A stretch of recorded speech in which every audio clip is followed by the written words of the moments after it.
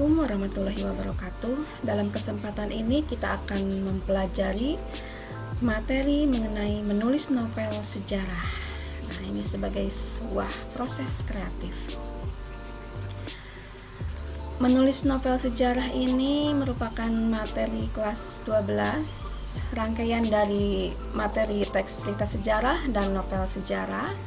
Nah, di sini kita akan menulis novel sejarah dengan memperlihatkan kebahasaan. Dalam kesempatan lalu di video sebelumnya disampaikan bahwa novel sejarah adalah novel yang menceritakan kehidupan tokoh dengan latar sejarah, disajikan dengan imajinasi serta pengetahuan dari pengarangnya yang berisi fakta-fakta tentang kejadian masa lalu sehingga memiliki nilai sejarah tertentu. Nah, di sini yang perlu saya garis bawahi adalah latar sejarah. Nah, ini khusus bahwa yang akan kita lakukan sekarang adalah menulis novel berdasarkan latar sejarah. Kita lihat video sebelumnya ya. Nah, di sini dijelaskan hubungan antara berbagai cabang-cabang sejarah dengan novel-novel sejarah yang ada di Indonesia, bahkan di seluruh dunia ya, bahwa novel-novel sejarah itu tidak hanya berkaitan dengan kekuasaan, tetapi juga berkaitan dengan politik, berkaitan dengan kebudayaan, sosial, ekonomi, intelektual, bahkan geografi sebagai kajian dari ilmu sejarah gitu. Nah, bahkan di video sebelumnya juga dijelaskan tentang seorang penulis Amerika. Nah, di sini menyampaikan bahwa sejarah itu apapun bisa dikatakan dengan novel sejarah. Nah, jika itu berkaitan dengan salah satu cabang pengetahuan tentang sejarah ya, di sini intelektual. Di sini ada sebuah tulisannya, sebuah ungkapan yang ada di dalam buku Berguru kepada Sastrawan Dunia, bahwa secara langsung atau tidak langsung saya ingin mengacu pada sejarah obat-obatan dalam setiap cerita saya. Jadi saya mulai mencari tahu tentang para tabib abad ke-15 dan ke-16. Nah, ini ya ungkapan Jonas Scott. Nah, di sini yang dinamakan dengan sejarah itu, sejarah yang bisa dicatat di dalam novel itu tidak harus sejarah masa lalu. Nah, sejarah tersebut bisa saja kejadian yang dekat dengan masa sekarang. Nah, misalnya ini COVID-19 yang sedang mendunia. Nah, ini adalah bagian dari sejarah. Ya, kita lanjutkan.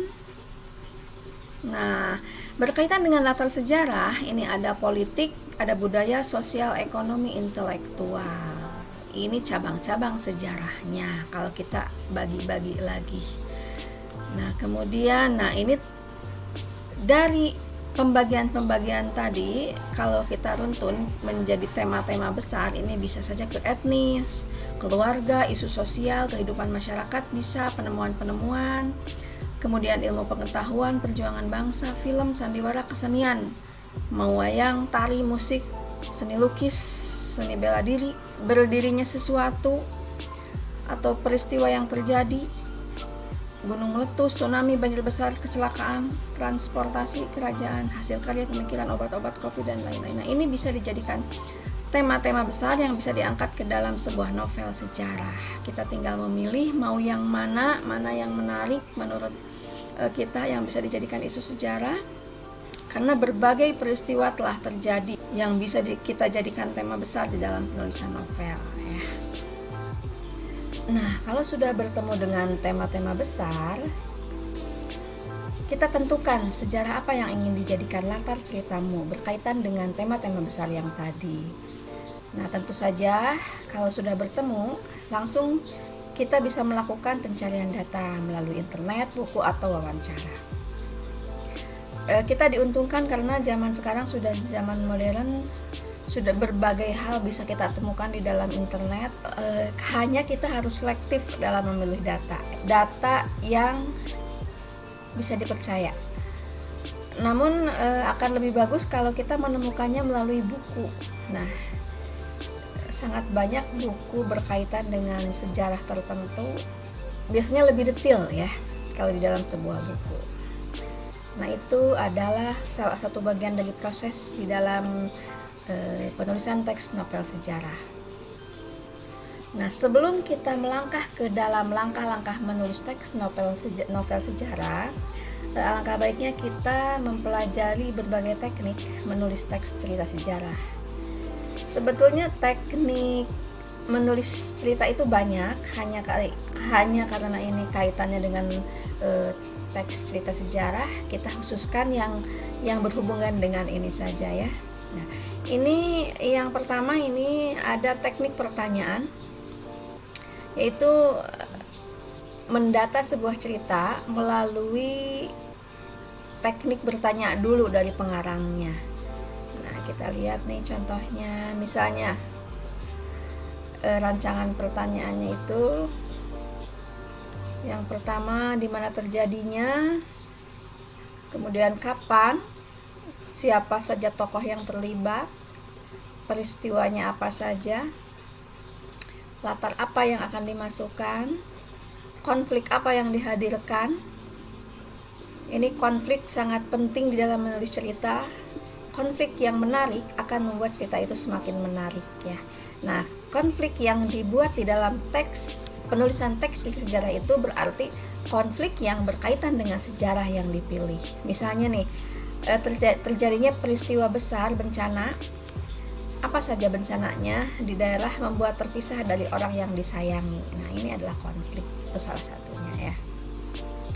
Nah, ini pertanyaan terakhir, bagaimana penyelesaiannya? Tentu saja sebuah novel itu dirancang dari awal sampai akhir, dari bagaimana proses memulai cerita, kemudian kemunculan konflik hingga konflik itu meningkat, dan selesainya novel itu. Nah, itu adalah alur dari sebuah novel. Kalau bagi seorang penulis novel yang sudah mahir, itu mungkin hal-hal seperti ini tidak perlu dilakukan.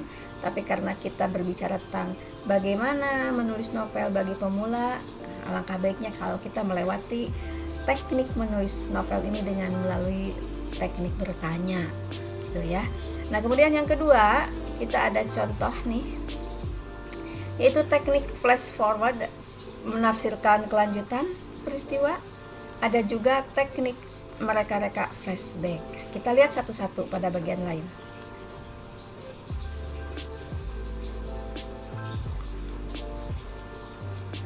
Nah, ini dia. Teknik ini mengungkapkan berbagai hal atau pengalaman yang akan terjadi setelah detik-detik yang dialaminya. Misalnya ya, kalau misalnya ada suatu peristiwa, hayalkan saja apa kira-kira yang akan terjadi. Misalnya COVID-19, kita bisa, COVID-nya betul terjadi, tanggalnya terjadi, waktunya benar, sesuaikan. Nah, hayalkan saja apa yang terjadi setelahnya. Ini adalah novel, jadi memadukan antara kisah nyata dengan imajinasi pengarang.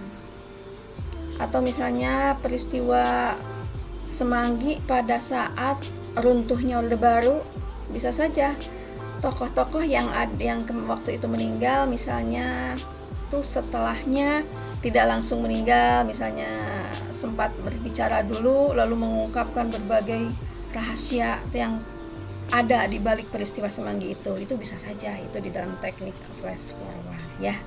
Nah, kemudian kita akan menulis flashback, itu bagaimana? Nah, kalau ini kebalikannya, mengingat kembali hal yang telah dialami sebelumnya. Nah, silakan. Kalau misalnya tsunami terjadi waktu itu kejadian sejarah yang besar, bisa saja seorang pengarang menuliskan apa yang terjadi sebelum peristiwa itu. Dua teknik yang lain. Kemudian ada teknik middling. Kita lihat. Teknik ini diambil dari buku Bengkel Kreativitas. Nah, melalui teknik middling, pengarang mengibaratkan dirinya itu menjadi orang lain. Misalnya begini, saya pengarang mengibaratkan saya sebagai pilot pesawat tempur.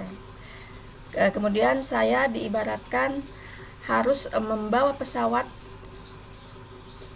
ke dalam area peperangan di Vietnam misalnya. Nah, ini bisa saja terjadi ya. Kita membayangkan, artinya kita harus mempelajari tentang perang Vietnam, sejarah yang betul-betul terjadi.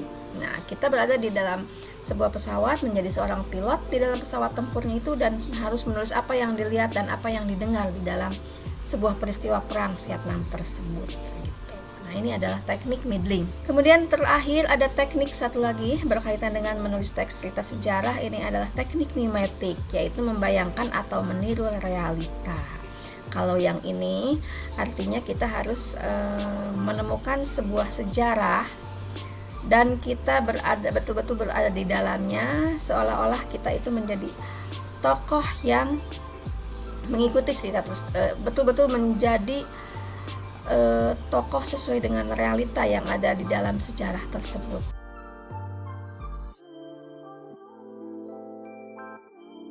Kita menjadi salah satu bagian di dalam peristiwa tsunami Aceh.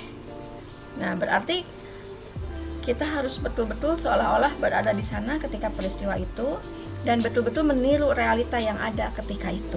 Artinya kita harus melihat, membaca salah satu pengalaman orang yang, karena banyak sekali contoh-contoh pengalaman yang ditulis di dalam internet atau di dalam buku ya, berkaitan dengan kejadian tsunami. Nah, teknik mimetik itu kita berada di dalamnya, lebih dikaitkan dengan sejarah.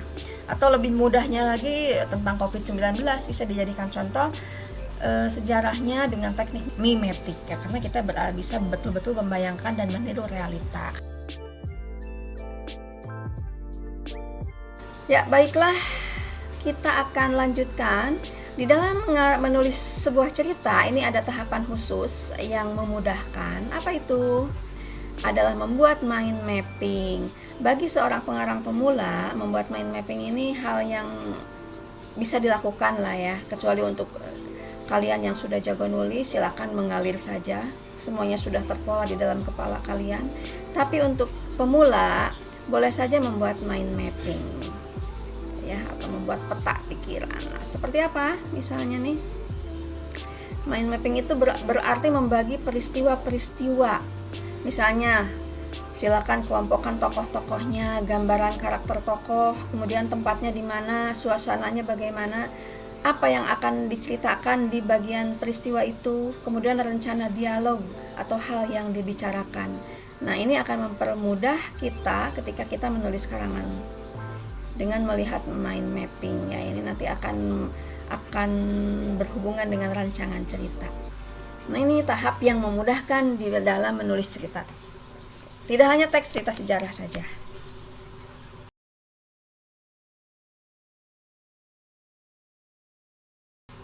Berikutnya kita akan mempelajari langkah-langkah menulis teks novel sejarah. Nah, ini konkretnya menulis teks novel cerita sejarah, ini langkah-langkahnya. Langkah-langkahnya umum saja.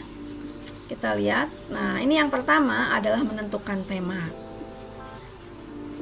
Kalau menentukan tema, kata kuncinya adalah tentang apa. Berarti tentang apa berkaitan dengan sejarah yang dipilih. Kita memilih COVID-19. Nah, temanya apa? Misalnya kepergian orang yang dicintai berkaitan dengan wabah COVID-19. Itu bisa dijadikan tema. Nah, ketika menentukan tema ini, kita ciptakan tokoh ceritanya. Tokoh utamanya siapa? Tokoh sampingannya siapa, tokoh-tokoh yang lain. Kalau untuk novel itu pasti tokohnya banyak ya. Dan permasalahan apa? Tentu permasalahannya itu yang menarik. Misalnya berkaitan dengan tema bela diri. Bela dirinya silat misalnya. Tentu saja kita mencari sejarah tentang itu. Khusus lagi tentang sejarah padepokan tertentu. Bisa saja. Nah, cari tokohnya misalnya ya. Nih, misalnya kan pencak silat itu telah dikenal berabad-abad ya di tanah air. Nah, boleh saja kita lebih khusus saja mengambil salah satu contoh sejarah tentang pencak silat di Kuitang, misalnya di Kampung Kuitang, Jakarta Pusat. Kira-kira tahun 60-an lah ya. Nah, ini bisa saja nih di sana misalnya kita terlibat di antara jagoan-jagoan yang ada di sana. Yang terkenal misalnya Muhammad Jailani. Nah, ini adalah, dan dengan ilmunya itu Mustika Kuitang. Nah, ini adalah sejarah. Kemudian setelah menentukan tema, kita akan melihat langkah kedua, yaitu menyiapkan plot. ini akan larinya ke alur nanti. Di dalam plot ini silakan didata bagian-bagian bab ceritanya, cerita dari awal hingga cerita akan berakhir di mana. Saat menyiapkan plot ini bisa dihubungkan dengan mind map yang sudah dibuat ya. Jadi bagian-bagiannya itu bab 1, bab 2, bab 3 dan seterusnya, kemudian dihubungkan dengan mind mapnya, peristiwanya apa, tokohnya siapa, rancangan dialognya seperti apa, tempatnya di mana. Nah itu, ini menyiapkan plot ini pada bagian yang kedua. Berikutnya, langkah yang ketiga adalah mengumpulkan data sejarah. Jangan lupa setelah menyiapkan bagian-bagiannya, kita kumpulkan data sejarahnya. Sejarah yang utamanya itu apa, kemudian disimpan di bagian yang mana. Nah, data sejarah berkaitan dengan peristiwa yang akan dibuat di dalam cerita. Sejarah tentang terjadinya kerusuhan di Semanggi. Nah, ketika peristiwa terjadi, ini kita simpan di bagian mana misalnya, di bab yang mana? Karena tidak mungkin langsung di bab pertama ya. Nah, ini adalah mengumpulkan data sejarah. Kemudian bagaimana bagaimana gambaran peristiwanya ketika itu. Kita harus berusaha untuk menyampaikan cerita itu di situ, begitu. Nah, di sini silakan dicari data sejarah seperti apa bayangannya.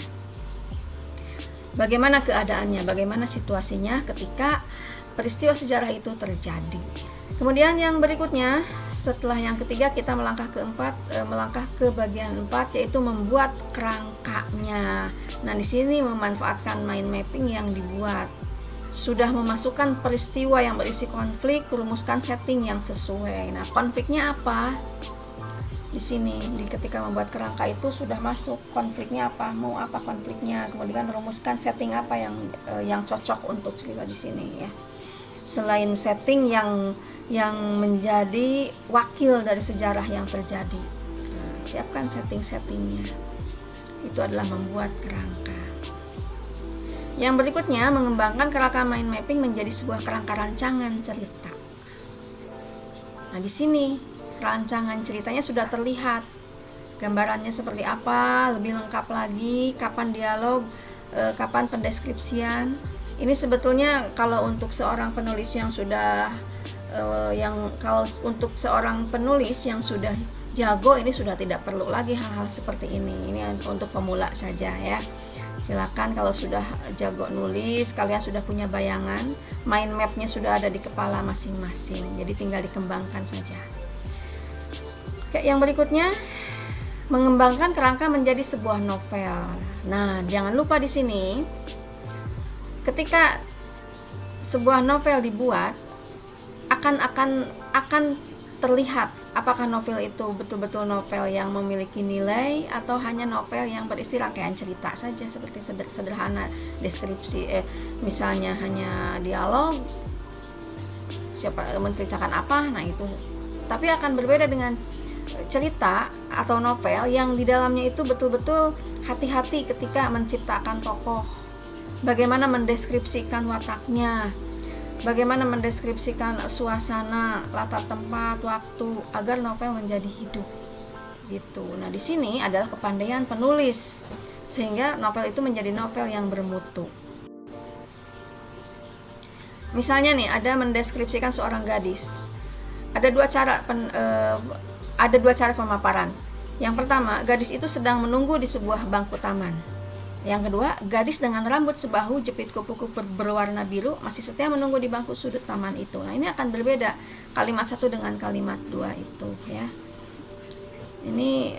Ini tergantung kepada bagaimana seorang penulis pandai merangkai kata-kata, merangkai kalimat di dalam sebuah novel.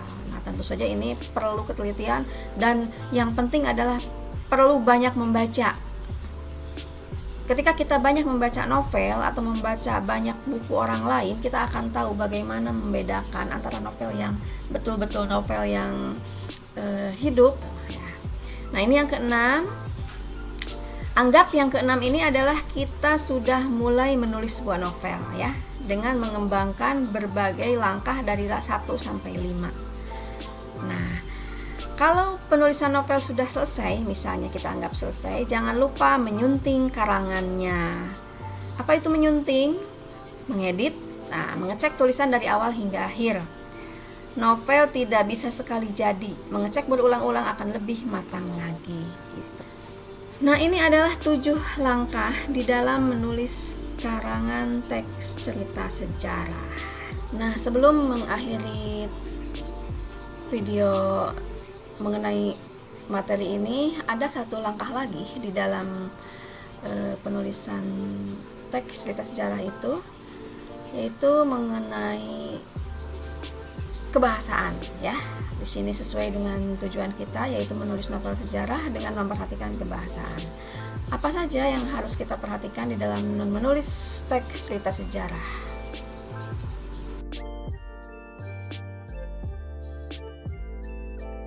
Nah, ini kebahasaan adalah bagian dari hal penting dalam menulis teks cerita sejarah.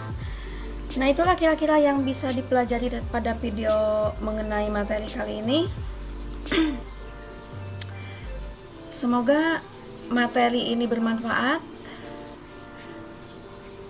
Kita bisa mengembangkan imajinasi pikiran kita dikaitkan dengan sejarah ke dalam sebuah novel. Terima kasih. Assalamualaikum warahmatullahi wabarakatuh.